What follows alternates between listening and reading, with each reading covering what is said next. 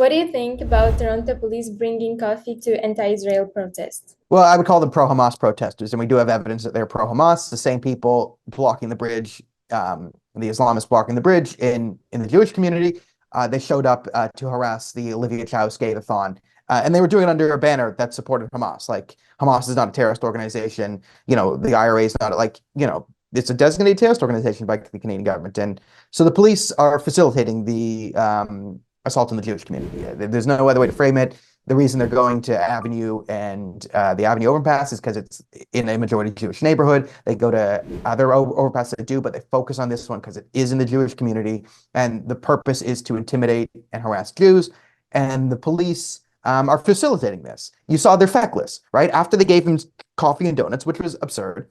And listen, I know they didn't. No, they didn't pay for the coffee and donuts. Other protesters paid for it, and they gave it to the police to give to them. No, they're doing illegal, like you don't enable this. And it's a shame by the Toronto police. The Toronto police are, I mean, all police in the West, police forces have been morally corrupted in some respect, but Toronto police is it's way out of bounds, way out of bounds. You do not give coffee and tea and donuts to them because people have a hard time understanding this. Very few people get it right. I saw Ezra Levant got it right on this. People keep saying, well, look at them harassing children and blocking the overpass.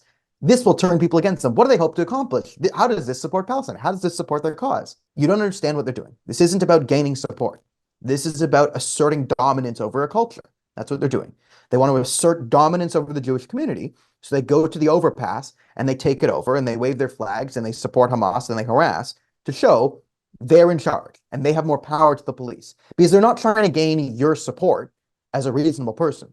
They're trying to gain the support of other Islamists and people who hate this country and want to see Israel like other anti-Semites who want to see it destroyed or want Sharia law or any of this. They want to rouse that base and bring them to the streets. They're playing to their own base and they're playing a dominance game, and we just don't get it en masse. And the police are under the flawed assumption, and it is their literal plan and strategy openly to let them blow off steam. Right? They think if they just let them terrorize Jews for a bit, they'll blow off steam. There's a certain level of tank of anti-Semitism, right? So they have 30 liters of anti-Semitism fuel. You let them go on the bridge. That's 7 liters. You let them do it a couple more times. They're done. And that's not how it works. This amps them up. It fuels them. The more you let them do it, the more they're going to do it. You see them burning down grocery stores that used to be owned by Jews. It was not owned by Jews anymore, but there was, they burned down a grocery store called the IDF, and they wrote Free Palestine on it. Like, they're like, no, we're committing anti-Semitic arson right now. Like, this is the reason. And Olivia Chow was forced to say something about it. But if it was any other community, if it was the Black community, we wouldn't have let this go, right? When anti-Semitism there's other types, churches being burned is the same thing, right? When there's a type of hatred that is socially acceptable to the establishment class. So, Jews, whites, Christians, East Asians, sometimes, depending on who does it. It's put Hindus, right? We see Hindus versus Palestinians, right? There's certain groups where they get attacked, politicians get their arms twisted, they put out a tweet. It's bad to kill people, I guess, but also Islamophobia is bad. And then we forget about it.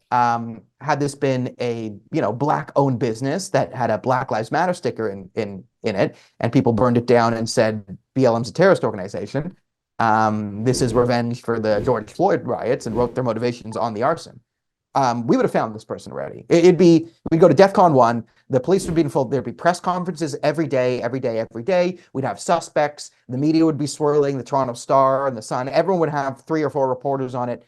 But it's Jews, or it's Christians, or it's Hindus, so one tweet should suffice.